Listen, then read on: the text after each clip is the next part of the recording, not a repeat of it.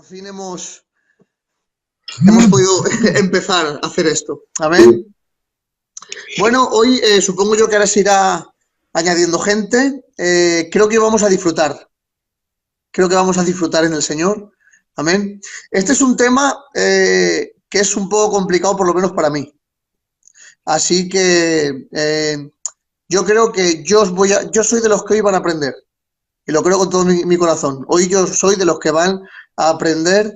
Y luego sí que me gustaría decir o dejar claro que sabemos que es un tema complejo, que es un tema largo, porque es un tema largo. Y entonces creo que hoy va a ser un día donde vamos a hacer una introducción bonita y que lo vamos a poder entender todo, sencilla, para poder entenderlo todos. Y que, bueno, todo lo que se vaya a preguntar y todo lo que se haga, que sea conforme a lo que se esté hablando para no desviarnos del tema. Y que va a ser una bendición. Amén. Así que nada, cuando tú quieras, maestro. Empezamos. Bueno, a ver, nada, para mí es un placer que haya sido invitado a este medio. Bueno, he de decir a la audiencia que los invitados pues tienen muchísimo más conocimiento que yo, sobre todo en la materia en que ellos trabajan. No tengo la memoria del Presi Adán, no tengo la memoria del tío José, y yo de vez en cuando, bueno, pues yo tengo mis notas aquí, quiero enseñaroslo, ¿vale? Para que veáis, para ser fiel, ¿de acuerdo? Mirad, estas son mis notas, ¿de acuerdo? ¿Vale? Porque como es muy extenso, pues no lo tengo todo en la mente, ¿vale? Pero ahí. Bueno, por si me veis que desvío la mirada, es simplemente para ver mis notas. Ojalá lo tuviera todo de memoria, pero nada, me es imposible. Bueno, deciros que este tema genera muchas preguntas. Yo lo entiendo. Es muy extenso.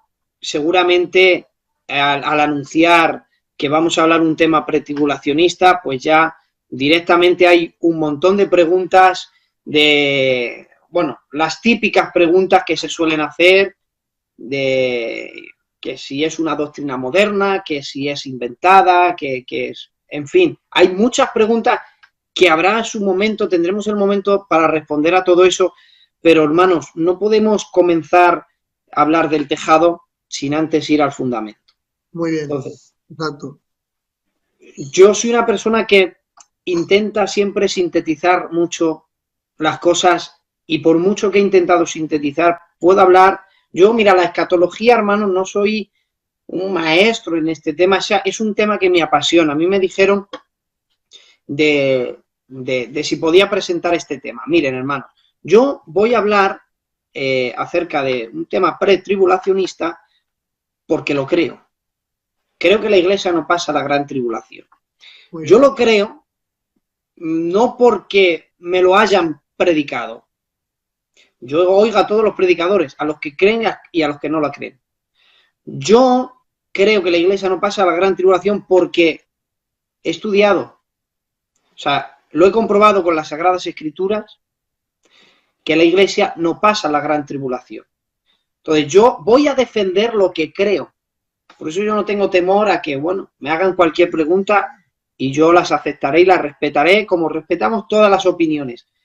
Pero yo, por ejemplo, cuando me llaman para hablar de escatología, yo la escatología la divido en 3 partes.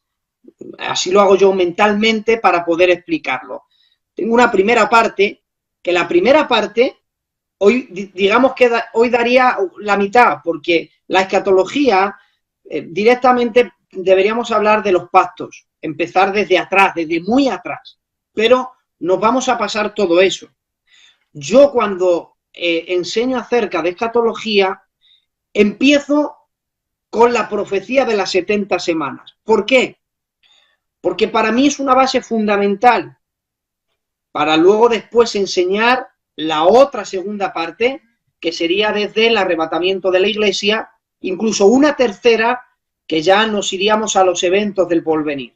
Entonces, el por qué yo uso la profecía de las 70 semanas, porque yo lo veo como una base crucial en este tema, para yo por lo menos demostrar que la Iglesia no pasa la gran tribulación. Aquellos incluso que creen que la Iglesia pasa la gran tribulación también nos van a sacar a reducir no solamente lo típico, ¿no? De que te cogen algún que otro texto fuera de contexto y pues no, pues mira, pues aquí dice esto y aquí dice lo otro. También te cogen la historia, lo que hemos dicho al principio, que es una enseñanza moderna, te dicen que no es así, que luego ya lo demostraremos en su momento. Pero también te coge la profecía de las 70 semanas. ¿Por qué? Porque nosotros los pretribulacionistas creemos que hay una semana que no está cumplida y que la Iglesia no va a ser parte de ello.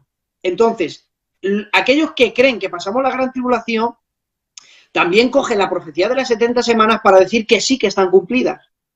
Por eso, hoy vamos a dedicarlo a hablar únicamente acerca de la profecía de las 70 semanas de Daniel. Ese Perfecto. sería el tema hoy a desarrollar, ¿de acuerdo? Muy bien. ¿Alguna pregunta de inicio? ¿Alguna preguntita tenéis por ahí? Yo creo que podíamos ir, bueno, el verso, podíamos decir y citar en el libro de Daniel, en el verso concreto que nos vamos a centrar, ¿no? Supongo, ¿no? Que es el del capítulo 9, del verso 25. ¿Verdad? Sí, claro. Cuando dice, desde la salida de la orden para restaurar y edificar a Jerusalén hasta el Mesías príncipe, habrá 7 semanas y 72 semanas. 62 semanas. Todo sale a partir de ahí. Bien. Mire, capítulo 9 de Daniel, Daniel cuando Daniel está en Babilonia, que ya han pasado, él empieza a investigar, él conoce obviamente la profecía que Jeremías dio en Jeremías capítulo 25 y en el verso 11 donde dice que la tierra estaría en ruinas, estaría en espanto y servirían al rey de Babilonia por 70 años. Esos 70 años, Daniel él empieza a pensar y se da cuenta que esos 70 años están a punto de cumplirse. Daniel sabe que Dios es fiel a lo que él dice, él es fiel a lo que cumple, algo va a pasar cuando se finalicen los 70 años. ¿Qué es lo que hace Daniel en el capítulo 9? Él empieza a orar. Esto ocurre cuando dice Daniel 9.2, dice, en el año primero del reinado, yo Daniel miré atentamente los libros, el número de los años que habló Jehová por medio del profeta Jeremías, que habían de cumplirse la desolación de Jerusalén 70 años. Están a punto de cumplirse esos 70 años y lo que Daniel hace es empezar a orar. Él entra en el capítulo 9, le vemos que él entra en oración, él entra en intercesión, empieza a orar a pedir perdón por sus pecados primeramente, los pecados de Israel. Él hay un dolor, hay una inquietud, un nerviosismo en su mente porque no sabe qué va a deparar a Israel una vez se han cumplido los 70 años. Entonces, ¿qué es lo que pasa? Que Dios le manda respuesta a Daniel y se lo manda por medio del ángel Gabriel. La respuesta que recibe Daniel la recibe por medio del ángel Gabriel, que el ángel Gabriel es el correo de Dios. Cuando Dios quiere dar un mensaje importante, envía a Daniel, Gabriel envió a Gabriel a darle la respuesta de la profecía de las 70 semanas, que es un misterio grandísimo. También le mandó a María cuando dio el anuncio más esperado de la humanidad, y también le mandaría en el lugar santísimo a hablar con Zacarías. Siempre que Dios quiere transmitir mensajes importantes, envía al ángel Gabriel. Cuando Daniel le ve, dice la Biblia, y yo le vi venir a mí volando con presteza. Dice que la respuesta, fijaros la respuesta que le da. Daniel 9:21 dice, aún estaba hablando en oración cuando el varón Gabriel, a quien había visto en visión al principio, volando con presteza, vino a mí como a la hora del sacrificio de la tarde. Y dice, y me hizo entender, y habló conmigo diciendo, Daniel, ahora he salido para darte sabiduría y entendimiento. al principio de tus ruegos fue dada la orden. Yo he venido para enseñártela, pues tú eres muy amado. Entiende pues la orden y entiende la visión. Entonces el ángel le dice, 70 semanas están determinadas sobre tu pueblo y sobre tu santa ciudad. Atención, lo primero que le dice, 70 semanas están determinadas sobre tu pueblo y sobre tu santa ciudad. Daniel, ¿qué era? Gentil, ¿qué era? Judío, ¿no? Exacto. Bien, le dice, 70 semanas están determinadas sobre tu pueblo. ¿El pueblo de Daniel cuál era? El pueblo de Israel, era judío. Bien, sobre tu santa ciudad, la santa ciudad, ¿cuál era? Jerusalén, ¿no? Entonces, la profecía de las 70 semanas, ya el ángel Gabriel nos enseña a quién va dirigida. O sea, la profecía de las 70 semanas va dirigida a Israel. Su contexto centrado principal va dirigido a Israel. Le va a mostrar el plan que Dios tiene con Israel y ahí incluye obviamente la santa ciudad, Jerusalén. Entonces es el trato que Dios te... Él ora porque está preocupado por Israel, entonces recibe una respuesta aclarándole lo que va a pasar con Israel. Entonces, la profecía de las 70 semanas va dirigida principalmente para Israel, que luego, dentro de ese plan, ocurriría algo que afectaría a la humanidad. Eso es otro tema, que eso lo iremos viendo, pero la profecía de las 70 semanas no va dirigida a la iglesia. La profecía de las 70 semanas, la Biblia bien deja claro sobre tu pueblo y sobre tu santa ciudad. Eso es lo primero que tenemos que saber acerca de la profecía de las 70 semanas. ¿Qué se iban a cumplir en esta profecía de las 70 semanas? Verso 24, para terminar con la prevaricación, más poner fin al pecado, expiar la iniquidad, para traer justicia perdurable, sellar la visión y la profecía y ungir al santo de los santos. Vamos a hacer un parón por si tienes que preguntarme algo. Hasta aquí, ¿estoy siendo claro? Sí, sí, perfecto. De hecho, yo estoy leyendo y sí que es verdad que nos comentan que te extiendas y cuando termines te preguntarán. Seguramente bombardearán, ¿vale? Pero sí que nos dicen que te extiendas. Yo creo que hasta ahí está todo claro, ¿vale? Porque la profecía va directamente para Israel. Vale. Seguimos. ¿Vale? Y entonces eso sería uno de los motivos, digamos, para entender los que somos pretribulacionistas, ¿vale? Es porque, claro, hay una semana que falta por cumplir y esa semana que falta por cumplir la va a cumplir con el pueblo de Israel. Total. ¿Vale? Sí. Entonces, no sé si a lo mejor podemos seguir por esa parte para explicar el pretribulación. Que esa palabra se las trae, pero por ahí. Sí. Había un momento que se ha cortado en pretribulacionista. Sí.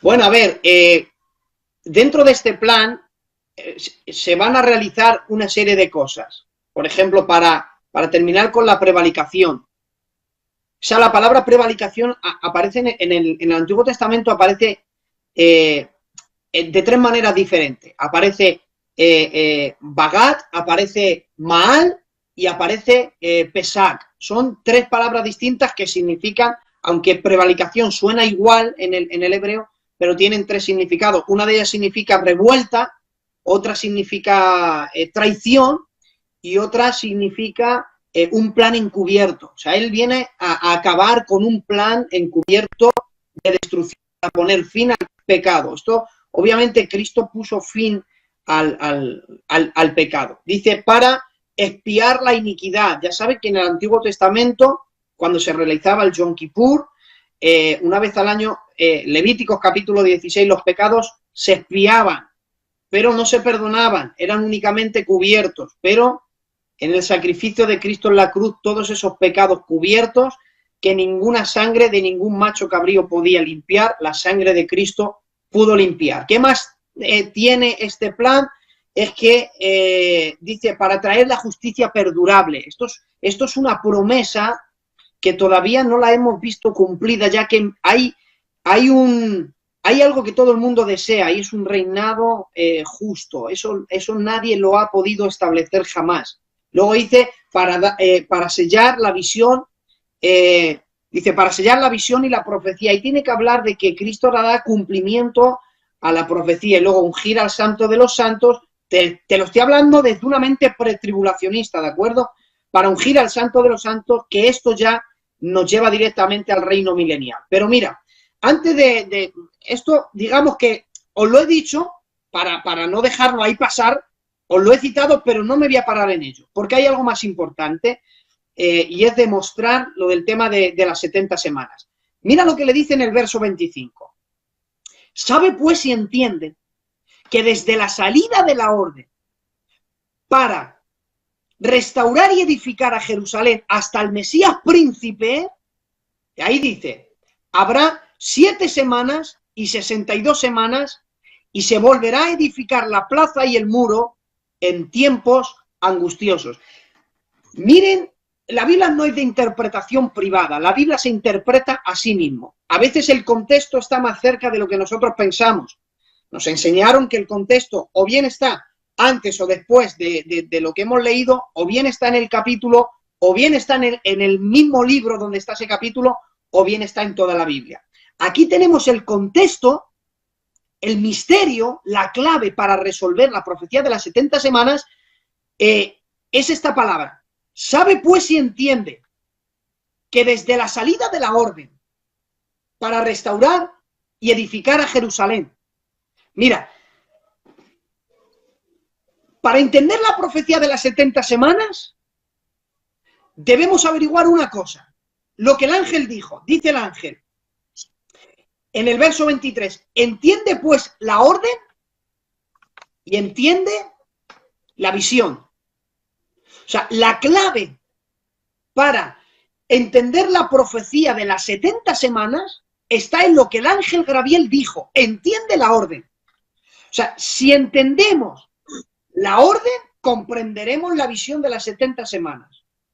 O sea, el ángel nos está dando la clave, nos está dando las herramientas para entender la profecía de las 70 semanas. Entiende la orden y entiende la visión. Y ahora nos preguntamos, ¿qué orden? El contexto dice, desde la salida de la orden para restaurar y edificar a Jerusalén. Esa orden.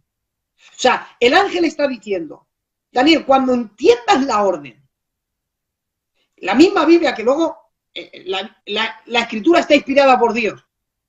Cuando nosotros quisiéramos entender la profecía de las 70 semanas, la clave está en entender la orden. ¿Qué orden?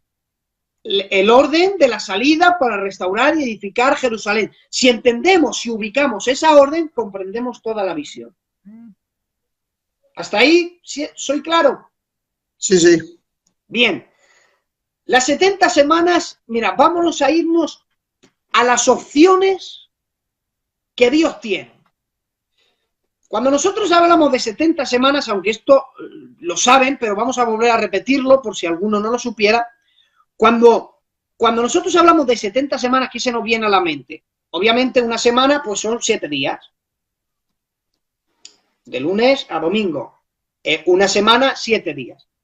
70 semanas, obviamente equivaldrían a 490 días. Ahora, cuando la Biblia dice 70 semanas están determinadas sobre tu pueblo, vamos a interpretarlo ya directamente a números, para que la audiencia vaya entendiendo.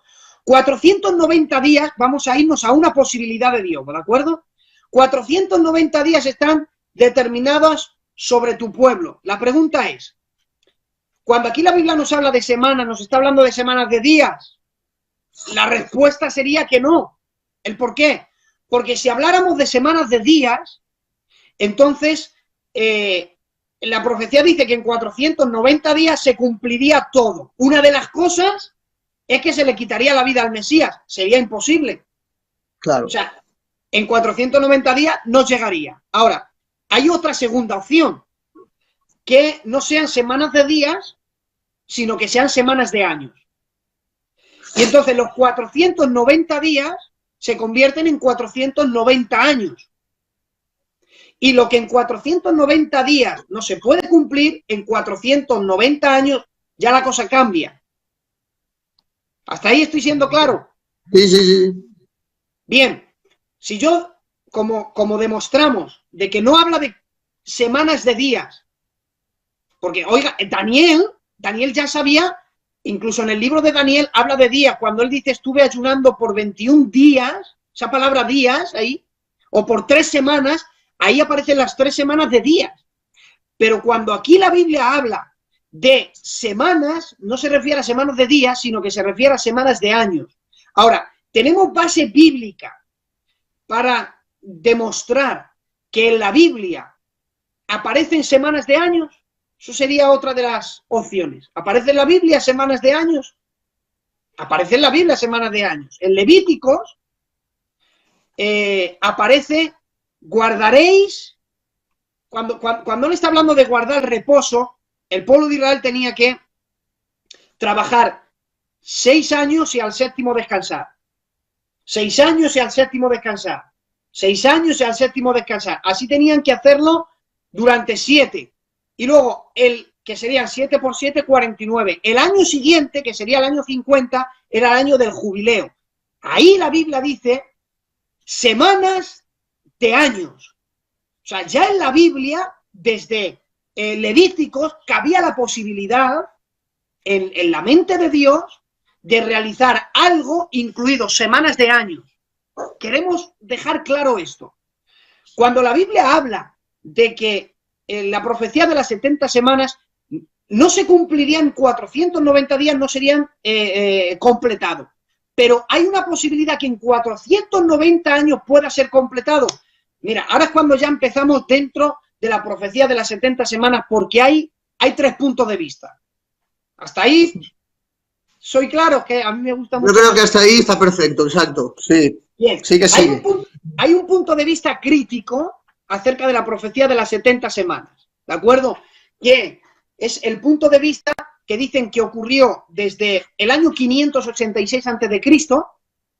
hasta el año 164 después de Cristo, con una caída y demás. Ese es el punto de vista crítico. Luego, pero ese no está muy, digamos, muy extendido. Pero sí los pretribulacionistas chocamos mucho con el punto de vista conservador o con el punto de vista tradicional, que ese ya es más serio. Y es que creen que las 69 semanas se cumplió en el año 27 de la era con el bautismo de Cristo. Tranquilo que luego esto vamos a hacer un resumen de años, ¿de acuerdo? O sea, el punto de vista conservador es que en el año 27, en el bautismo de Cristo, se cumplen las 69 semanas y luego la otra semana, que sería 7 años, irían hasta la muerte de Cristo y la entrada del Evangelio a los gentiles, creo que es hasta la muerte de Esteban, si no me equivoco. Ese sería el segundo punto de vista, que es uno de los que más creen aquellos que creen que pasan la gran tribulación, ¿de acuerdo? Y luego está el otro punto de vista, que es el dispensacionalista, que es el que nosotros estamos desarrollando, que creemos que se cumplen las 69 semanas después, esto es muy importante, una vez cumplidas las 69 semanas, se le quita la vida al Mesías, es decir, Cristo muere en la cruz del Calvario, y luego hay, entre comillas, y lo vuelvo a repetir, entre comillas, hay un paréntesis, Dios, que ha dado inicio a la profecía de las 70 semanas, tras la muerte de Cristo en la cruz del Calvario, se detiene ese reloj profético, hay un gran paréntesis, ahí ocurre una serie de cosas, entre ellas la más importante de todas, que es el nacimiento de la Iglesia, y una vez que la Iglesia es arrebatada, se vuelve a accionar para dar cumplimiento a la última semana que queda por cumplirse. Ese es el punto de vista dispensacionalista,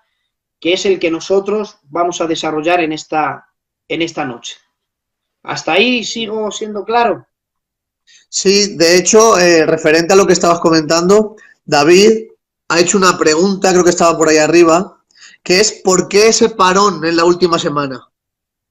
Puede ser el motivo de que haya ese parón? O sea, esa que falta por cumplirse, esa semana que falta por cumplirse. ¿Por qué existe ese parón hasta que se vuelve, que se vuelve a activar esa Bueno, profecía pues para que se cumpla? en ese parón hay muchas cosas. Entre ellas, el nacimiento de la Iglesia. Bien. Entre ellas, el nacimiento de la Iglesia, que es lo más importante.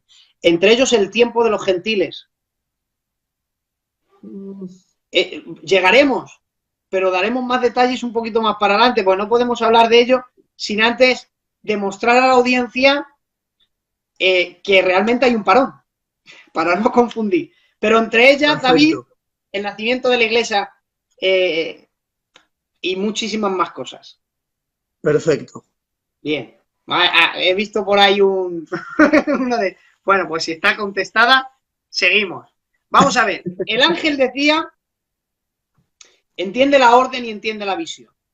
Y la orden es, desde la salida de la orden para restaurar y edificar Jerusalén. La respuesta es, ¿cuántas órdenes se ha dado ¿cuántas órdenes se ha dado en favor a Israel? Esa sería, primeramente hay que localizar de qué órdenes está hablando la Biblia. ¿Qué órdenes? Bueno, la primera orden que vemos. La primera orden que vemos en la Biblia, que tiene que ver con Israel, la vemos en Esdras. Vamos a Esdras, el capítulo 1 creo que es. Esdras capítulo 1. A ver, Nehemías y Esdras. Esdras capítulo 1. Ahí aparece un personaje que es Ciro, rey de Persia. Ciro era un conquistador, era un estadista, fue el fundador del imperio persa. Y fijaros, Ciro, el 12 de octubre del año 539, envió a su ejército a conquistar Babilonia. 17 días después, el 29 de octubre del año 539, él entra y establece algo muy importante, su imperio, que se pasó a llamarse el imperio neobabilónico. Bien, Ciro de Persia dijo lo siguiente. Dice, en el primer año de Ciro, rey de Persia, para que se cumpliese la palabra por boca de Jeremías, dice, despertó Jehová el espíritu de Ciro, rey de Persia, el cual hizo pregonar la palabra y también por escrito. Mira lo que hizo. Así ha dicho Ciro, rey de Persia. Jehová, el Dios de los cielos, me ha dado todos los reinos de la tierra y me ha mandado que le edifique casa en Jerusalén. Esto es increíble. Que está en Judea. O sea, Ciro, que la Biblia dice, el Espíritu despertó su vida para que diera esta orden.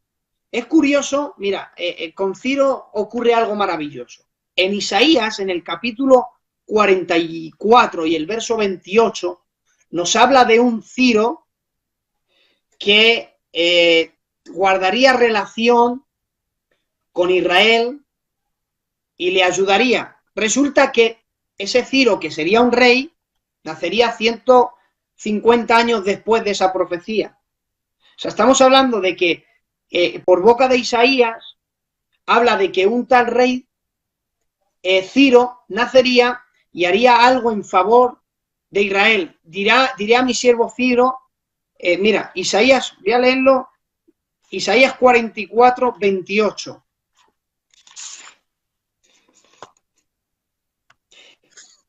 Que dice Ciro, es mi pastor, cumplirá todo lo que yo quiero. Al decir a Jerusalén serás edificada y al templo será fundado. 150 años después nace un hombre que se convierte en un rey, que se llama Ciro, y que da una orden de que se construya casa, y cuando hablamos de casa, se habla del templo.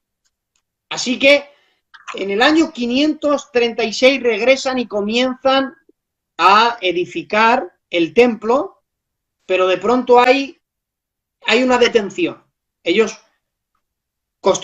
empezaron a construir el templo, Ciro dio la orden, le dio también los recursos para ello, los judíos empezaron a construir, pero de pronto se detuvo la construcción, hubo un parón ahí, hasta más adelante. Hasta ahí voy claro. Ya fue la primera orden que se dio.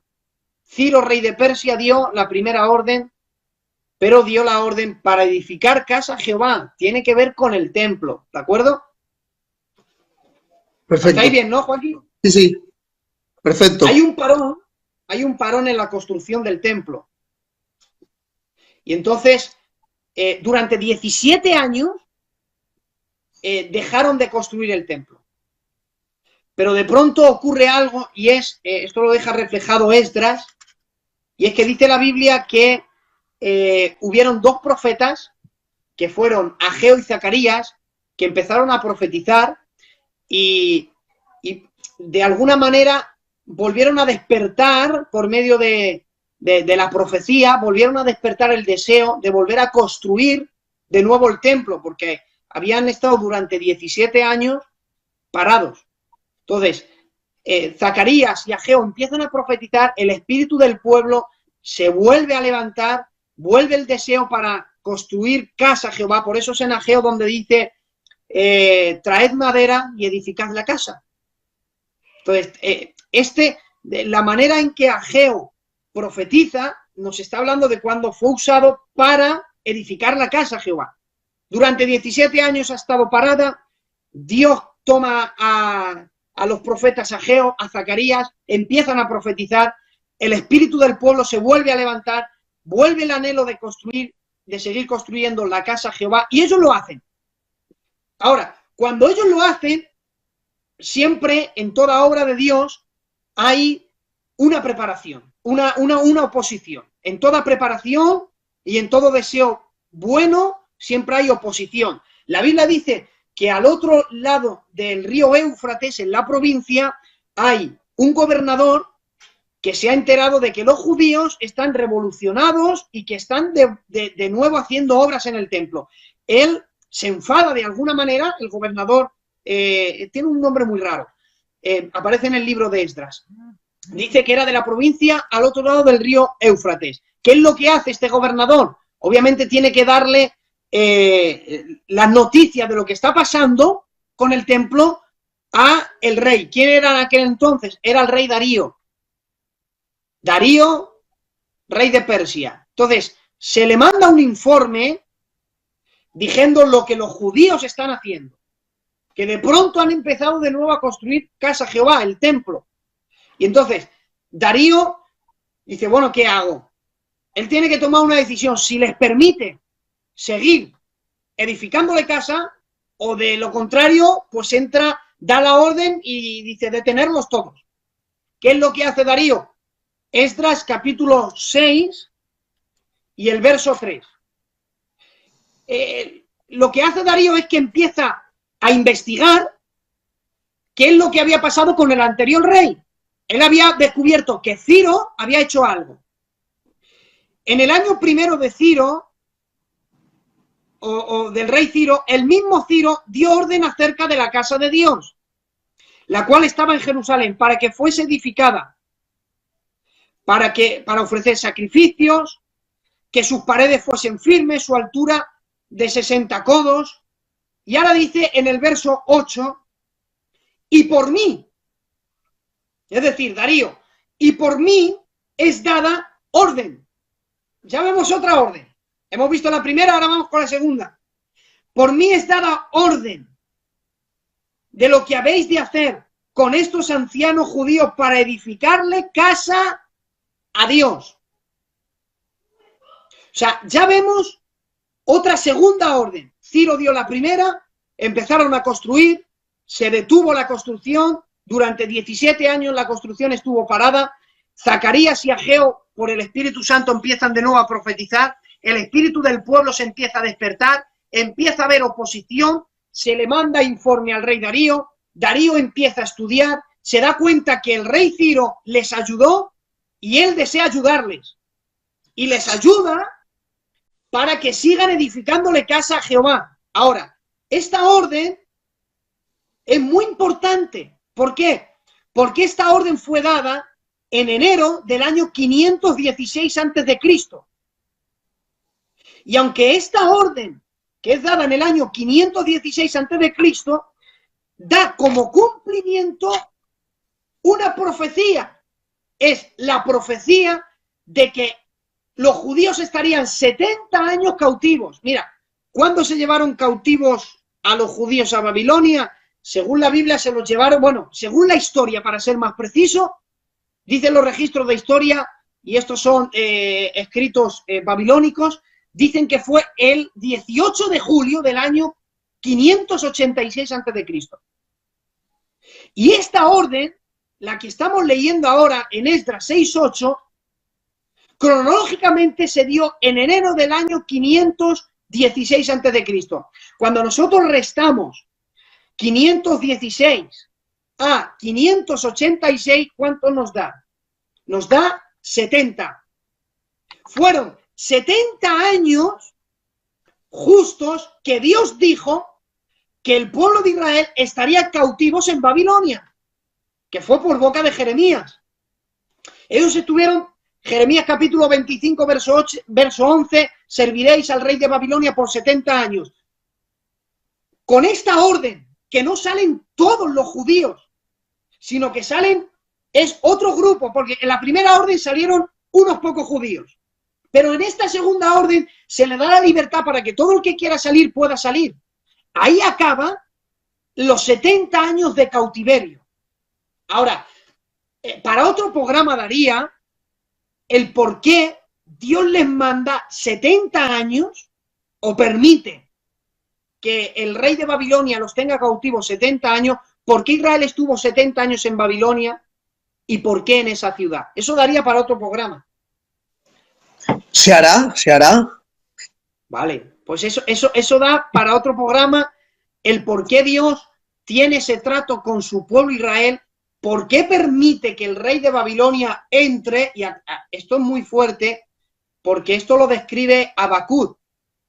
Cómo, mira, el libro de Habacuc y en la época del reinado de Manasés, que si no me equivoco es segunda de Reyes capítulo 25, que Manasés fue el peor rey que hubo, o el más cruel que hubo en todo Israel.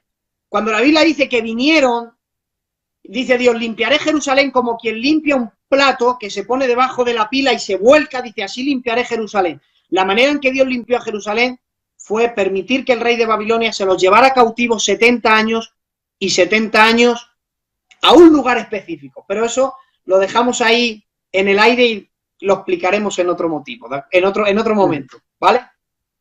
Hasta aquí hemos visto dos órdenes. Una por Ciro y otra por Darío. ¿De acuerdo? Bien. Exacto. Continuamos. Hay otra tercera orden. Es un capítulo más para adelante. Aparece un rey, capítulo 7, verso 21, dice, y por mí Altajerjes. Ahí aparece otro rey. Un rey que en el año 7 de su reinado decide hacer algo. ¿El qué? Esdras 7:21. Por mí, Altajerjes rey, es dada orden. Ya vemos otra orden. Que a todos los tesoreros que están al otro lado del río, que todo lo que os pida el sacerdote Esdras, escriba de la ley del Dios del cielo, se le conceda prontamente. Y mira lo que se le iba a conceder. Verso 27.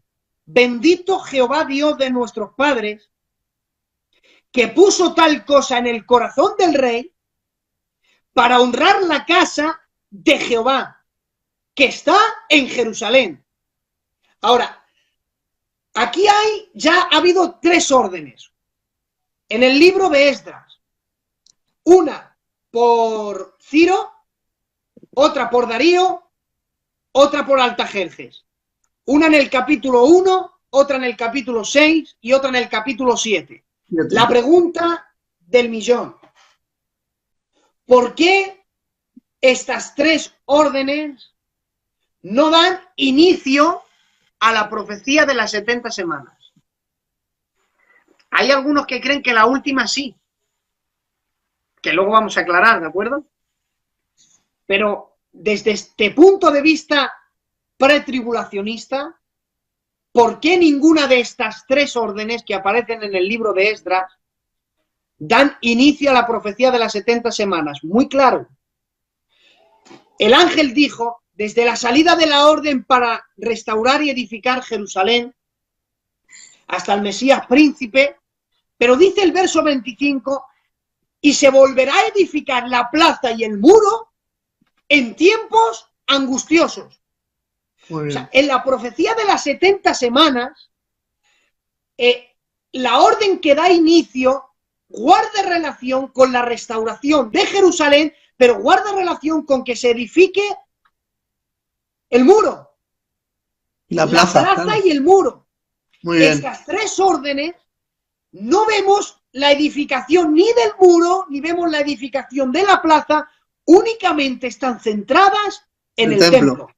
Exacto. Por esa razón, ninguna de estas tres órdenes dan inicio a la profecía de las 70 semanas, porque ninguna de ellas guarda relación ni con la plaza ni con el muro. Guardan relación con la casa de Dios, es decir, guardan relación con el templo. Hasta ahí de acuerdo, ¿verdad? Sí, perfecto. Esa tercera orden se ha dado en el año 457 a.C. 13 años después, es decir, 13 años de 457, nos vamos al año 444 a.C. Sigue siendo el mismo rey, Artajerjes. Esta vez ya nos centramos en el libro de Nehemías en el capítulo 2. Nosotros en nuestra Biblia, y esto nos lo puede enseñar mejor el maestro José de Valladolid, nosotros tenemos Esdras y Nehemías en 2 libros, pero Esdras y Nehemías era un libro. Bien, 13 años después de el año 457, nos vamos al año 444 a.C., y en la Biblia lo ubicamos en Nehemías capítulo 2. ¿Os estáis dando cuenta que estamos citando más historia que Biblia? Bueno, en cuanto a fechas me refiero. O sea, en cuanto a fechas, estamos dando fechas exactas. O sea, no estamos divagando, no, estamos dando fechas exactas de cuándo se han dado las órdenes. En el año 444 a.C. ocurre el pasaje de Nehemías capítulo 2. En el pasaje de Nehemías capítulo 2, es que esto da para otro estudio. Esto da para otro estudio. Lo que Dios hizo ahí, hermanos, es uno de los milagros más portentosos de todo el Antiguo Testamento. ¿Cómo es posible? Es increíble. ¿Cómo es posible que el rey Artajerjes le diera una excedencia, porque le concedió una excedencia? Le dijo, a ver, ¿por qué está triste tu rostro? Aquí el primer milagro, que no lo matara. Los coperos no podían estar tristes, pero él está triste. Por una razón divina no lo matan. ¿Por qué está triste? Entonces él le declara la tristeza de cómo está Jerusalén. Los sepulcros de los padres, las puertas quemadas a fuego, los muros derribados. Se le concede una excedencia. Fíjate que dice, mira, Nehemías es muy humilde, no da detalles, pero para eso estamos nosotros, para investigar. Dice, y le declaró y le dijo, ¿y cuánto te va a llevar el tiempo? Dice, y cuando le declaré el tiempo, dice, he aquí la reina estaba a su lado y le dieron permiso. 20 años, yendo y viniendo. El rey se quedó sin copero. ¿Sabes que un rey quedarse sin un copero de confianza era un peligro grande? Porque da la casualidad que Darío, su papá, murió envenenado por un copero. Quedarse ahora Altajerjes sin copero, ya que había encontrado a un copero de confianza, quedarse sin un copero era un gran peligro para atentar contra el rey, pero de alguna manera divina, Dios le da el permiso, Altajerjes le da el permiso para que se marche de su reinado. Nehemías era importante, podía venir con una revuelta y conquistar el reino, pero por alguna curiosa razón, Dios, de una forma divina, veló el corazón del rey, le dio permiso. Ahora, ¿de dónde le vino? Digo una entresacada del tema y seguimos. ¿De dónde le vino a Altajerjes el deseo de ayudar tanto a los judíos? Bueno, porque es que resulta, su papá era Darío y su madrastra fue la reina Esther. Seguramente, esto lo dejo ahí en el aire, seguramente su mamá le había contado que el que ayuda a los judíos le va bien y el que maltrata a los judíos como Amán, el perverso, le va muy mal. Y Altajerjes se había criado que ayudando a los judíos las cosas le van bien. En el año 444 a.C. es mandado Nehemías con todos los recursos. ¿Y qué se edifica? Restauraron el muro, restauraron la plaza. Ahora bien, empezamos los problemas. ¿Hasta aquí me habéis entendido? Sí. Bien. Perdonad. Hasta aquí me habéis entendido, ¿no? Ahora comienzan los problemas. Problema número 1.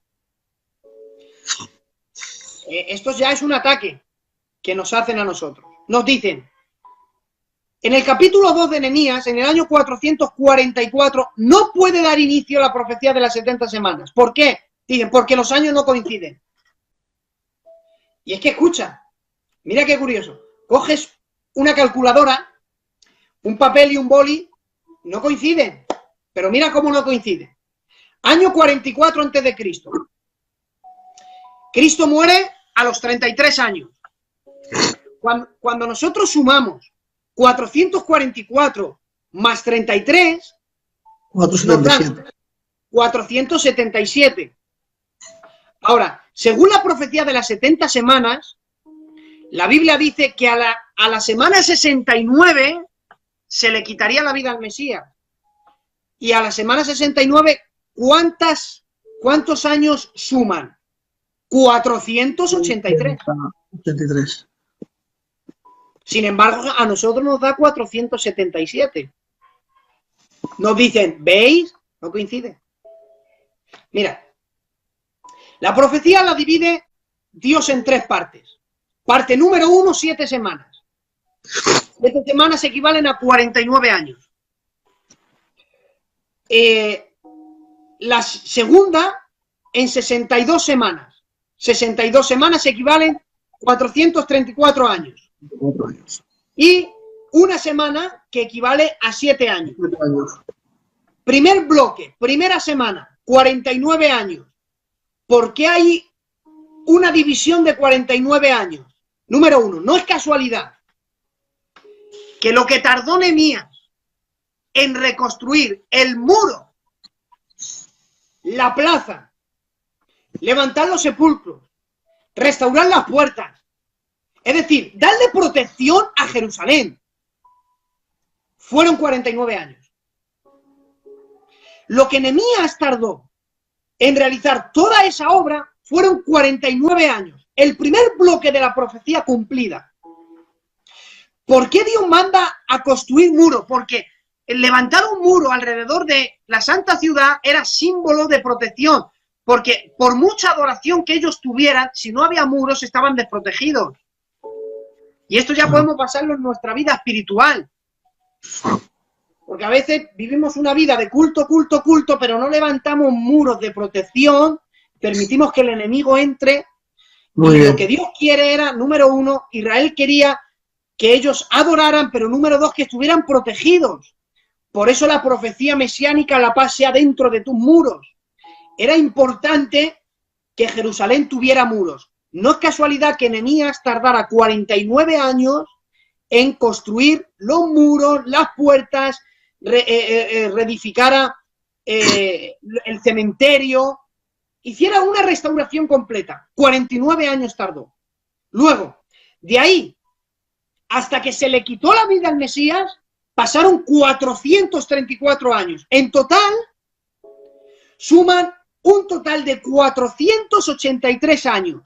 De nuevo vuelven los ataques. No coinciden los años, pero miran por qué. Es que es un ataque muy astuto. No coinciden cuando nosotros hacemos cálculos con nuestro calendario. No claro. coinciden.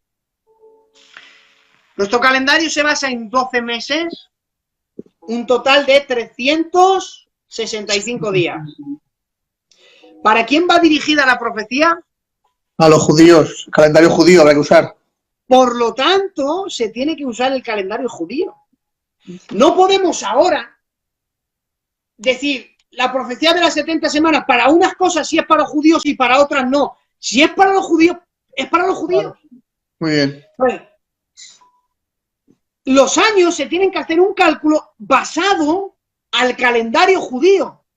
El calendario judío también se basa en 12 meses, pero no en 365 días, sino en 360 días. Ahora mira, la profecía eran 483 años, ¿verdad? Muy bien, sí. Hasta que Cristo muere. Hasta ahí de acuerdo, ¿verdad? Mira, si nosotros hacemos un cálculo, multiplicamos 360 días, que era un año judío, por 483 años, nos dan un total de 173.880 días. Apuntar. Ahora ya a la audiencia, por favor, tomar bolígrafo y apuntar.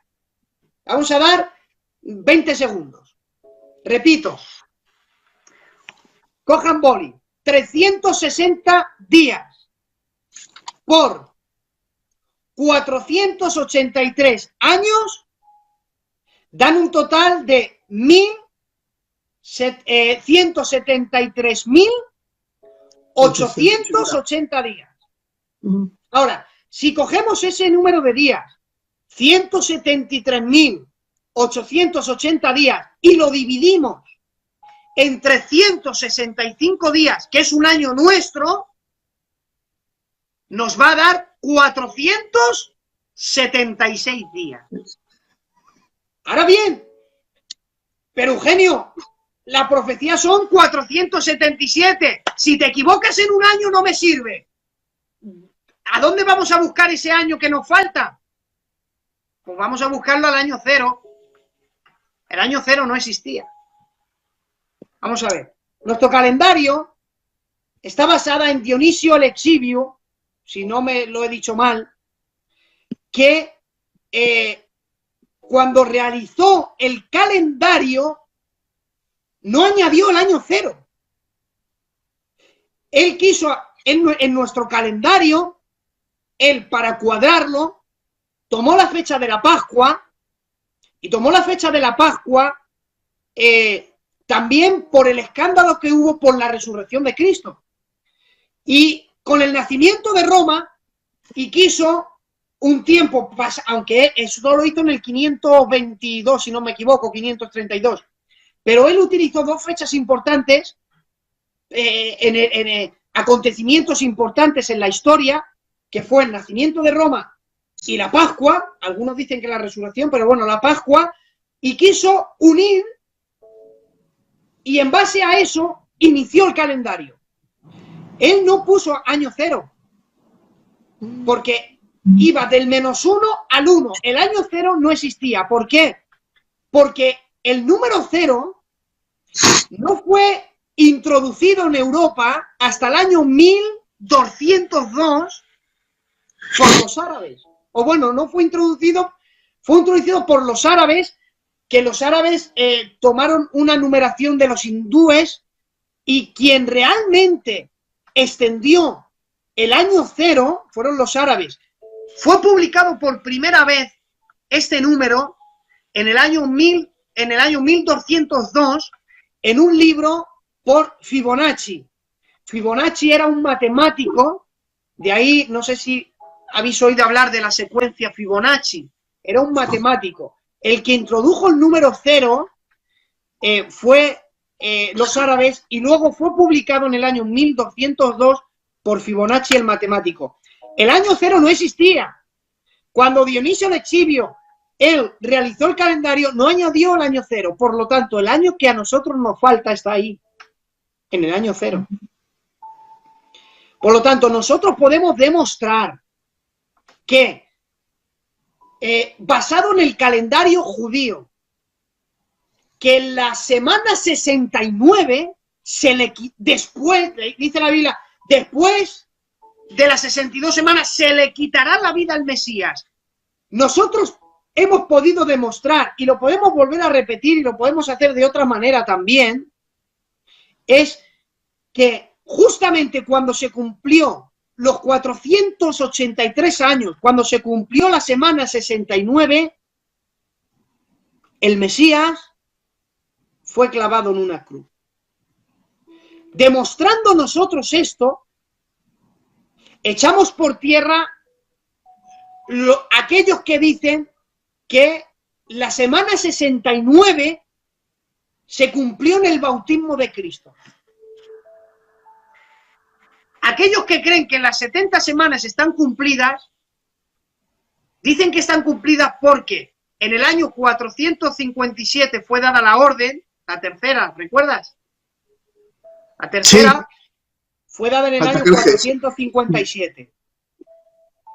Luego dicen que el muro se restauró en el año 409 a.C. Luego, en el año 27, Cristo bautizado y se cumplen las 69 semanas. En el año 31, Cristo muere, en el año 31 de la era cristiana. Y en el año 34 es cuando se le apedrean a Esteban. Esto no tiene ningún sentido. ¿Por qué? Porque están, número uno, no están teniendo en cuenta el calendario judío. Y número dos, están teniendo en cuenta el calendario de Dionisio el Eximio, que hay un error histórico que, como dice José de Valladolid, que no es discutible. A todos los libros de historia que se consideren, te van a decir que Cristo o Herodes murió en el año 4 antes de Cristo. Esto no tiene sentido. No sé si lo has visto alguna vez en los libros de historia. Herodes el Grande murió en el año 4 antes de Cristo. ¿Cómo es posible? Esto no guarda relación, por lo menos con las Sagradas Escrituras. La Biblia dice que Herodes murió cuando Cristo estaba en Egipto. Y luego fue recibida la visitación y dijo, aquellos que procuraban tu muerte ya no están. ¿Cómo es posible que Herodes muriera en el año 4 antes de Cristo? Esto fue por el error de Dionisio el Eximio. Cometió tal error que metió a Herodes en un tiempo que no le correspondía. Escucha, en el año 4, pero hay ciertos historiadores que datan la fecha por este calendario. O sea, ahora mismo, si a un historiador no, pudiera presentar el nacimiento de Cristo, lo van a remontar al año 4 o incluso al año 6 antes de Cristo. O sea, para aquellos historiadores que estudian la historia en base a nuestro calendario, hay una diferencia de error entre el año 4 y el año 6. ¿El por qué estos 2 años? Porque la Biblia dice que cuando Herodes manda matar a los niños, dice, y mandó matar a los niños menores de 2 años. No es casualidad que el error que haya en los historiadores sea del año 4 al año 6. Esos 2 años son mandar matar a todos los niños menores de 2 años. ¿Por qué? Porque se decía que Cristo podía tener entre meses y 2 años. Sabemos que cuando los magos entran, no entran al pesebre. Eso es una invención católica. Los magos no fueron al pesebre. Dice Mateo 2:11, dice, entrando en la casa, adoraron al niño. Ellos no estuvieron en el pesebre. Al pesebre fueron los ángeles, los pastores. Pero al pesebre no fueron los magos. Entonces, adoraron al niño, no al bebé, porque no se sabía qué años podía tener cuando los magos entraron y vieron al niño y adoraron al niño. Y le ofrecieron oro, incienso y mirra. No se sabe la edad exacta que pudo haber tenido. El error de esos 2 años se incluye en el calendario nuestro. Si no tienen en cuenta aquellos que creen que las profecías de las 70 semanas están cumplidas, si no tienen en cuenta el calendario judío y no tienen en cuenta el error del año 4 al año 6, ya fallan en su cálculo matemático. Y si hay un error, no es creíble. Claro.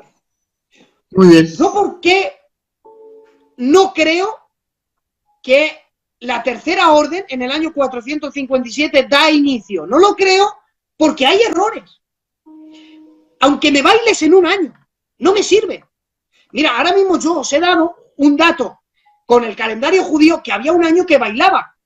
Si yo no llego a descubrir que el año 0, cuando Dionisio el Eximio no sabía del número 0 en sus cálculos matemáticos, que también era un matemático físico, si yo sé que él tenía conocimiento de ello y que ya había entrado a Europa, yo no creo. Porque si hay un margen de error, yo no creo. O sea,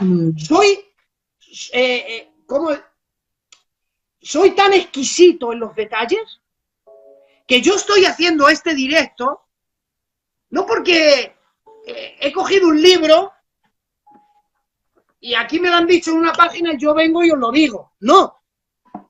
Soy tan exquisito que si no hubiera encontrado el año 0, yo le digo a David, no, hermano, muchas gracias, Dios te bendiga, yo no estoy capacitado para ello. Muy bien, claro. Si me presentas que la profecía de las 70 semanas están cumplidas, te digo que te equivocas en los años. Yo no te doy ningún margen de error en base al calendario judío y en base a la historia. Por lo tanto, volvemos a la mente pretribulacionista. Dios, que tiene la autoridad de encender un botón y dar inicio a la profecía de las 70 semanas, después de las 69 semanas que se le quita la vida al Mesías, el reloj profético de Dios se detiene. Ahora nos preguntan, ¿y dónde está la semana que falta? No es casualidad que la gran tribulación se basa en 7 años. No es casualidad que una semana profética equivale a 7 años. No es casualidad que según Mateo, la Biblia dice, hablando, esto es una profecía de doble referencia o doble cumplimiento, como lo llaman, que en el año 70 de la era, el general Tito Vespasiano entró al templo y cesó el sacrificio, destruyó el templo, piedra sobre piedra no quedó edificada. Esto me lo enseñó a mí un maestro de escuela bíblica, no recuerdo, creo que fue Rafa Peralta. Rafa Peralta creo que me enseñó a mí esto. Cuando la Biblia dice que no quedará piedra sobre piedra que no haya de ser edificada, es que entre las piedras, o sea, había oro, o sea, arrancaron todas las piedras para extraerse el oro. Y para extraer el oro no quedó piedra sobre piedra que no haya de ser edificada. Pero no es casualidad que la Biblia diga que Israel en los últimos tiempos alardeará, porque dice la Biblia, dice Isaías, pacto hemos hecho con la muerte, convenio haremos con el Seol. No es casualidad que un príncipe que ha de venir confirmará el pacto con muchos. Eso ya es en la profecía de las 70 semanas. La semana que queda, dice que en esa semana, un príncipe que ha de venir, dice el pueblo de un príncipe que ha de venir, que confirmará el pacto con muchos. ¿Por qué ese? Mira, ahí aparecen dos. El Mesías príncipe. Mira, vamos a leerlo. Coge Daniel capítulo 9, que ya voy a acabar, para luego poder seguir. Daniel capítulo 9 y el verso 25. Sabe pues y entiende que desde la salida de la orden para restaurar y edificar Jerusalén habrá 7 semanas, 49 años, que fue lo que tardaron en construir y edificar la plaza y el muro, en tiempos angustiosos. Mira si fueron tiempos angustiosos, que se levantaron Sanbalat, Tobía y Gesén el árabe y formaron una revolución y formó tiempos angustiosos. 62 semanas después, 434 años después de edificarse Jerusalén, la plaza y el muro, el Mesías príncipe muere. Después de las 62 semanas se le quitará la vida al Mesías, mas no por sí, y el pueblo de un príncipe que ha de venir destruirá la ciudad y el santuario, porque ese príncipe que ha de venir no es el Mesías. Porque en el contexto, en el verso 25 dice el Mesías príncipe. Justamente después dice un príncipe que ha de venir. O sea, hace diferencia. Ese príncipe que ha de venir se refería, es una profecía de doble referencia que ocurrió en el año 70 después de Cristo con Tito Vespasiano, pero no es casualidad que en los últimos tiempos Israel hará un pacto con el anticristo. La Biblia dice que lo llamarán pacto con la muerte, convenio con el Seol, que el pacto con la muerte y el convenio con el Seol, el contexto está en los 4 jinetes del Apocalipsis, y esto ya da para otro estudio. No es casualidad que sean 7 años, no es casualidad que a la mitad de la semana, dice la Biblia, y por una semana confirmará el pacto con muchos. La palabra muchos es importante, porque ese príncipe, el pueblo de un príncipe que ha de venir, ¿por qué no es el Mesías? Porque el Mesías no cumplió un pacto con muchos. Si es muchos, no son todos. Muy bien. Cuando habla de muchos, no abarcan todos. Si esto tiene que ver con la muerte de Cristo, que abarcó a muchos, pero no a todos. Entonces, la muerte de Cristo ofrece salvación a todo el que se acerque. Amén. Por eso dice a todos los sedientos, bueno, que eso también se cumple en el reino milenial, pero bueno, a todos los sedientos que vengan a las aguas. Él ofrece de tal manera, amó Dios al mundo. O sea, es algo que se ofrece al mundo entero, a todos, no a muchos. Claro. Entonces, Él confirmará el pacto con muchos. ¿Qué muchos? Israel. Confirmará el pacto con ellos. A la mitad de la semana, no es casualidad que según la gran tribulación hay 3 años y medio, tengo 20 de batería, creo, voy a ahora cargarlo, ¿vale? Te dejo y mientras lo voy cargando. No es casualidad que a los 3 años y medio rompe el tratado de paz, y lo que durante 3 años y medio ha sido paz y seguridad, que está representado en el primer jinete de Apocalipsis, que es el blanco, que viene venciendo y para vencer, que viene con un arco, pero que no tiene flechas, porque él reinará sus 3 primeros años y medio con la palabra, un poder diplomático, con la palabra, no usará armas, aunque honrará la fuerza militar, pero no usará armas. Él con la palabra convencerá, es un poder. La Biblia dice que será más sabio que Daniel, su oratoria es impresionante. Es tan impresionante que a Hitler, él no dio un golpe de estado, a él le votaron porque los convenció de la manera que hablaba, era un orador excelente. Así será el anticristo, será un orador excelente, con la palabra convencerá. A los 3 años y medio, él rompe ese tratado de paz y comienza lo que la Biblia llama el gran día de la ira de Jehová. En otro programa demostraremos por qué la iglesia no puede estar ahí. Cuando nosotros leemos Apocalipsis, vemos capítulo 1, la introducción, capítulo 2 y capítulo 3, mensaje a las iglesias, y del capítulo 4 en adelante no vuelve a aparecer la iglesia hasta que luego aparece al final del libro de Apocalipsis ataviada como una esposa. No aparece, pero sí aparecen los 144.000, ¿de qué? Del pueblo de Israel. Los 2 testigos, que predican dónde y son muertos en Jerusalén, sí aparecen. Y aparece Israel, Israel, Israel e Israel. Pero la iglesia no aparece. Muy bien. Por eso es que la iglesia no pasa la gran tribulación, porque Dios no nos ha puesto para ira. Yo no sé el por qué tienen tantísimo... es que la Biblia dice que los que perseveren hasta el fin, es que hay que demostrar la fidelidad. Que yo no tengo que demostrar la fidelidad de nada, hermano. Yo no sé qué empeño tienen con demostrarle a Cristo qué. Si por obras, no es por obras para que ninguno se gloríe. Yo no... Claro. A ver, ¿esto es un culto al sufrimiento?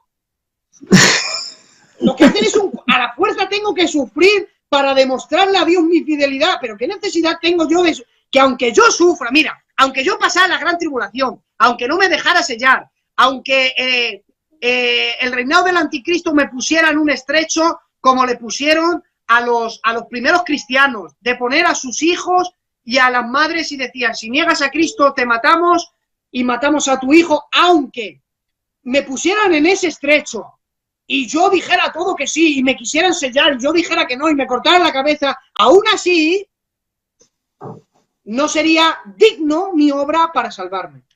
Muy bien. Salvo por gracia. No hay obra humana claro. que pueda...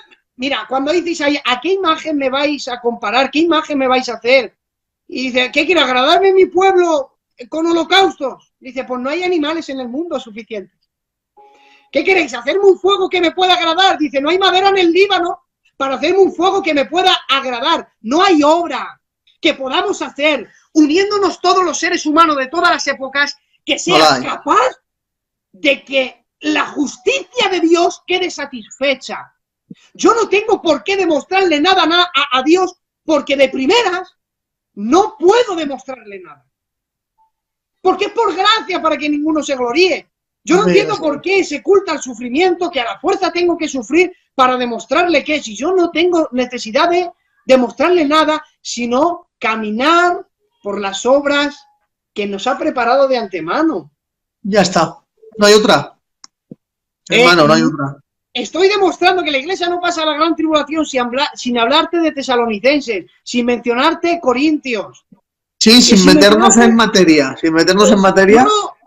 No hace falta. Y con esto, con la profecía de las 70 semanas, por eso me gusta explicarlo, sin hablarte de Cristo habló del arrebatamiento en Juan capítulo 14. Iré y volveré y me tomaré a mí mismo.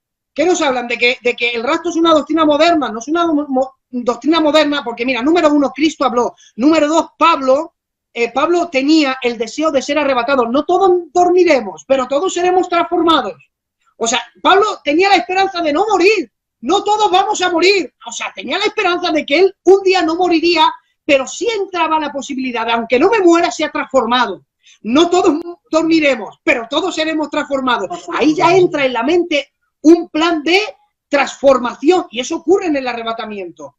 Claro. Hay cuatro importantes, Cipriano habló, Irineo también habló, y hay una serie de hombres en el año 200. Hay un discípulo de Policarpo, de Esmirna, que también fue discípulo de Juan, que habló del arrebatamiento. O sea, que yo no sé de dónde me sacan que nosotros, oiga, que también es una curiosa razón que esta doctrina se expandiera a partir de entrada al siglo XIX y también tiene una respuesta bíblica.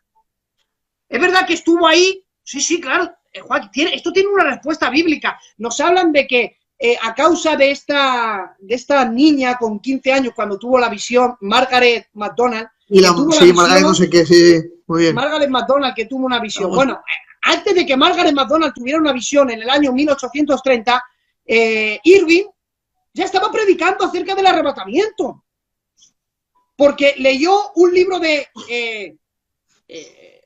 la Zuna o la Zuca o algo de eso, que lo tengo por ahí en mis notas, que hablaba de la gloriosa venida, pero estaba en inglés, y él la interpretó al español, y cogió en Inglaterra a más de 10.000 personas, y por meses estuvo hablando del arrebatamiento, antes que Margaret MacDonald ya estuviera contara la visión. Escucha, que fue un testimonio, que ella recibió una visión, escribió una carta, se la envió Y luego él, en medio de la predicación que él ya predicaba, contaba el testimonio de esta chica. Pero también hay una razón divina y profética de por qué esta doctrina ha estado velada.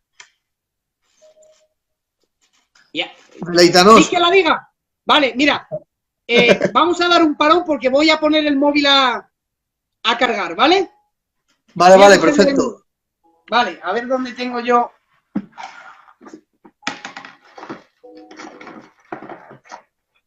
Porque es que me había dado 20 de batería y no vaya a ser que me quede, que se apague. Con lo que ha costado ponerlo, no vaya a ser que nos quedemos. A ver. Vamos a ver. Bueno, ahora sí, si quieren preguntas, que lancen alguna. Yo creo que aquí ha quedado todo bastante claro, pero si hay alguna pregunta, pueden preguntar. David dice, cuéntanos. Bueno, ahora lo voy a tener que coger con la mano. Bueno, no pasa nada. ¿Qué pasa, David? Cuéntanos. Bueno, el por qué, esto es una opinión, ¿de acuerdo? El por qué estuvo velada, mira. Toda escritura es inspirada por Dios. En cuanto a la revelación, está completa. O sea, Dios habló a nivel doctrinal y él selló. Y a nivel doctrinal ya no volverá a hablar. ¿Hasta ahí estoy siendo claro?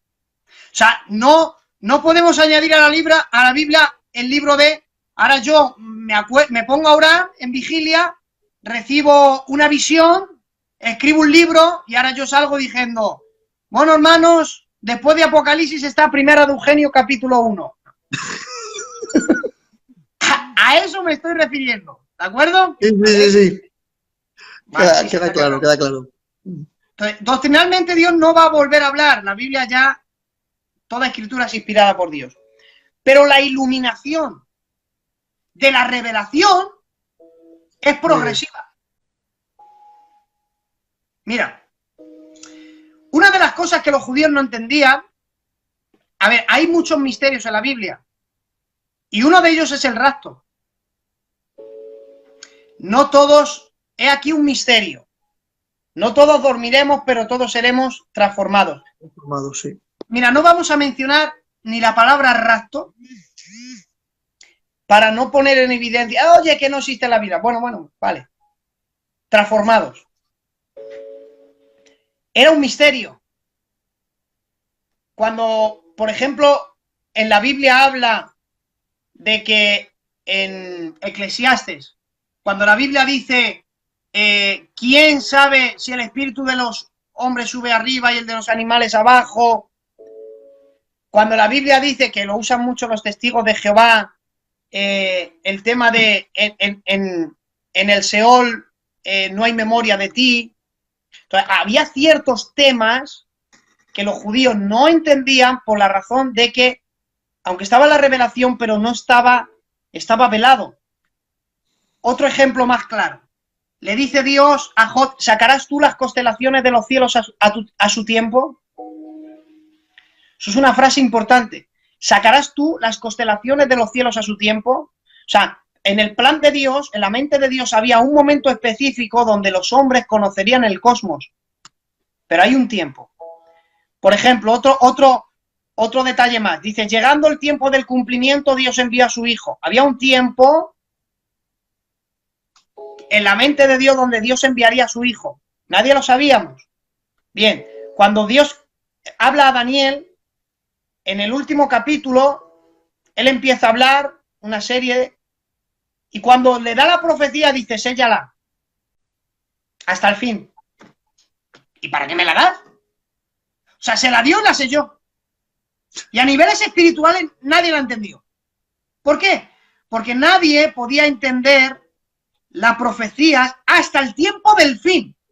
Y correrán de aquí para allá, y la ciencia aumenta. Todas esas cosas que Daniel habla, como por ejemplo la profecía de las 70 semanas, todo eso no se podía entender. Cuando Juan recibe el Apocalipsis, mira, hay cosas que no se podían entender. Una cosa es que en Apocalipsis habla de un ejército de más de 200 millones. Dice, ahí oí su número, 200 millones. Eso era un misterio.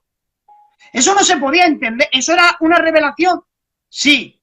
¿Se podía entender? No. ¿Por qué? Porque hasta el tiempo del fin, mira, se cree que en tiempo de Juan no había 200 millones de seres humanos en el planeta. Pero ya había oído un número de 200 millones de soldados. Esto hasta el fin, dicen que entre China y la India y no sé quién más, juntan más de 220 millones de soldados. Hoy día esa profecía sí se podía cumplir. Entonces, la revelación está completa, pero la iluminación de la revelación es progresiva. Hasta ahí estoy siendo claro. ¿Por qué durante tantísimos años el rapto, dice Richard que no se oye? No se oye. Yo sí que te oigo, no sé si a lo mejor los hermanos no. Si algún hermano no me escucha, me lo dicen. ¿Por qué razón no se habló tanto? Por la razón de que antes que pase el arrebatamiento había una serie de profecías que se tenían que cumplir. Entre ellas las que están en Isaías.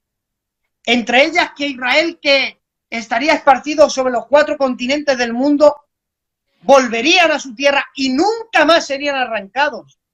Eso ocurrió, mira, en el año 1948, el 14 de mayo, las Naciones Unidas constituye a Israel como nación cuando Theodor Herz, y esto Miguel Palacios creo que es el sábado, ¿cuándo es?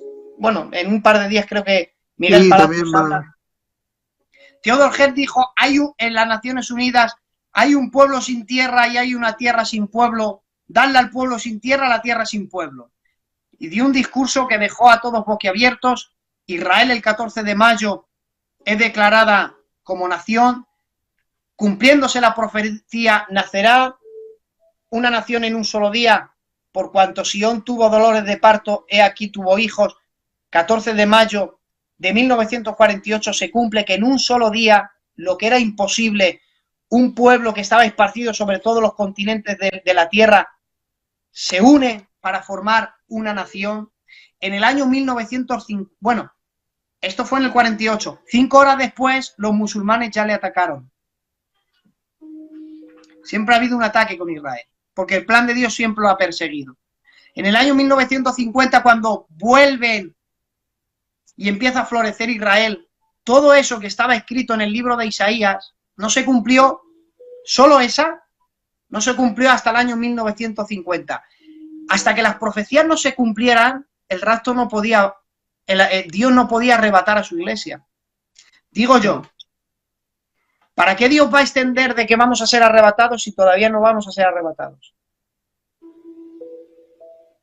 Yo puedo predicar del arrebatamiento y puedo decir que el arrebatamiento es inminente y puedo decir que en cualquier momento podemos ser arrebatados. Puedo demostrar, número 1, usando Daniel capítulo 2 y capítulo 7, puedo demostrar por medio de la historia de que todas las profecías que están en la Biblia se han cumplido todas y que a día de hoy no falta ninguna por cumplirse antes de un acontecimiento que va a trastornar al mundo entero como es el arrebatamiento de la iglesia.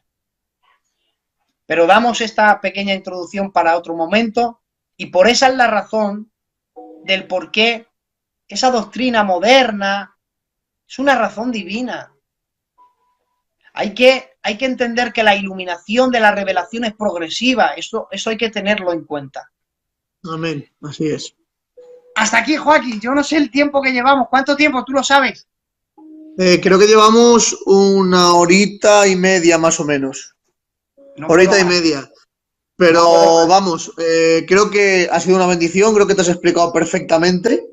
De hecho, has utilizado versos, has sacado Biblia, vamos, creo que es indiscutible. Entonces yo lo que quiero saber es si hay alguna pregunta, si la gente que nos está viendo ahora tiene alguna pregunta, tiene alguna duda, pero todo acerca de lo que hemos hablado, por no meternos en otros temas y eso ya los demás temas que tengamos que tratar se tratarán en otro día. Pero es por saber, no sé si hay algo que quieran saber, alguna duda que tengan, alguna pregunta. Algo que quieran añadir, si es que se puede añadir algo. Quiero que sepáis que me he sentido como Pablo en el Areópago. Créeme, hermanos, de verdad, me gusta la escatología, es un tema que a mí me apasiona, no soy ningún maestro, quiero deciros que puedo estar equivocado, que me escuchéis, gracias por haberme aguantado este tiempo, pero comprobarlo, pedir al Espíritu Santo que os ilumine, escucharme, pero no me creáis, comprobarlo, porque el Espíritu es quien nos llevará a toda la verdad. Y no soy ningún maestro, yo no doy clases, no, me apasiona, lo predica, os he compartido esto porque lo creo, y yo creo algo que he comprobado, si no, pues no tendría sentido. Sí, no, a ver, como dice nuestro hermano Luis Jiménez Gavarri, que de aquí le mando un saludo, sabes un poquito, sabes te podemos dar el visto bueno, el visto bueno. Vale, gracias.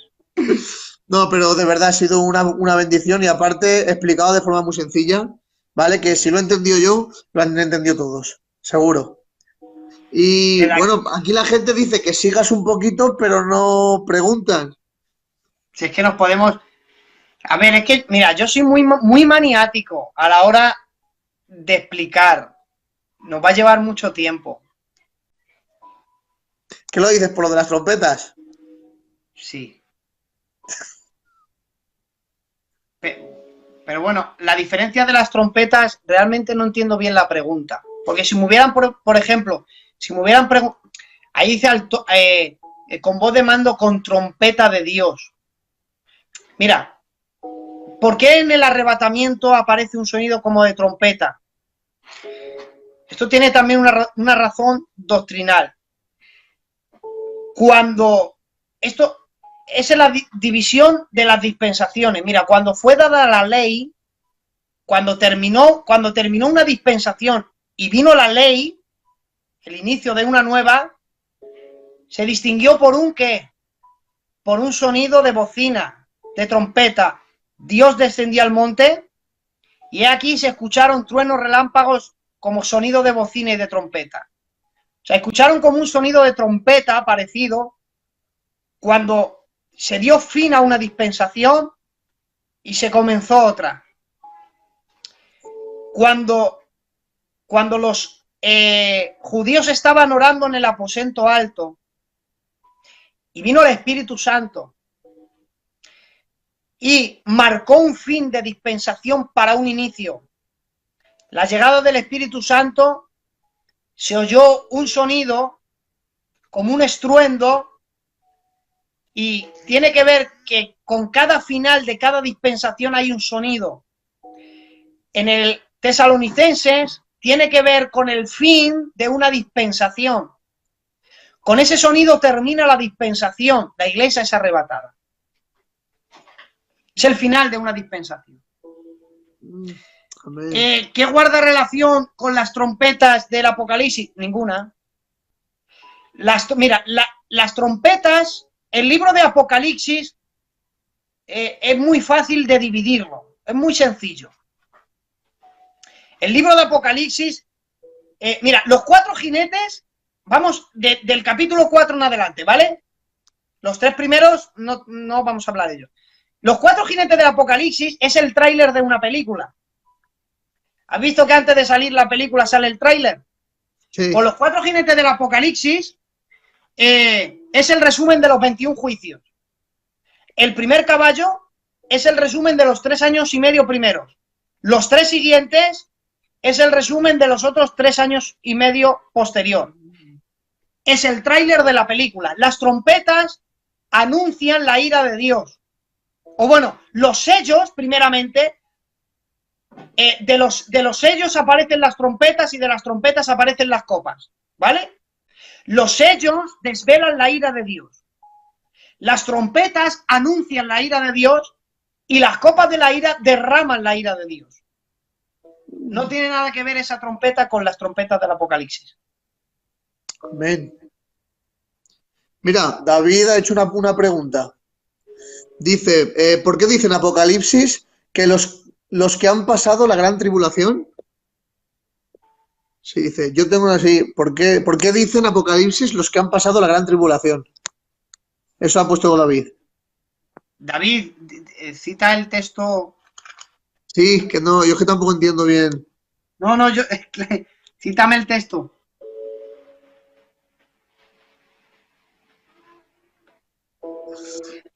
Dice Luis, tira, Eugenio, tira. Ya no puedo más, si me tenéis sin cenar. Si es que hemos estado una hora agresiva, es verdad. Bueno, pero vale, no recuerdo bien ahora, vale. Los que han pasado la gran tribulación. Los que han pasado la gran tribulación, no. Es que no sé a qué te refieres, David. Es que tampoco entiendo en sí la pregunta.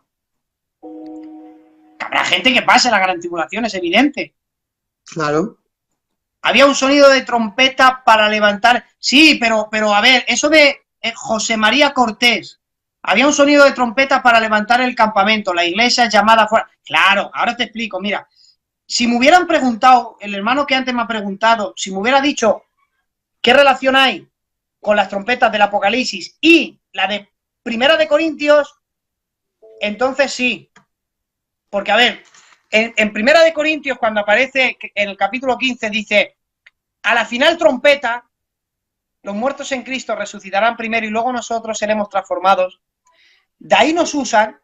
La iglesia pasa la gran tribulación porque Corintios dice a la final trompeta. Apocalipsis, ¿cuántas trompetas aparecen? 7. Entonces nos dicen, la iglesia escucha 6. Y a la final trompeta somos arrebatados.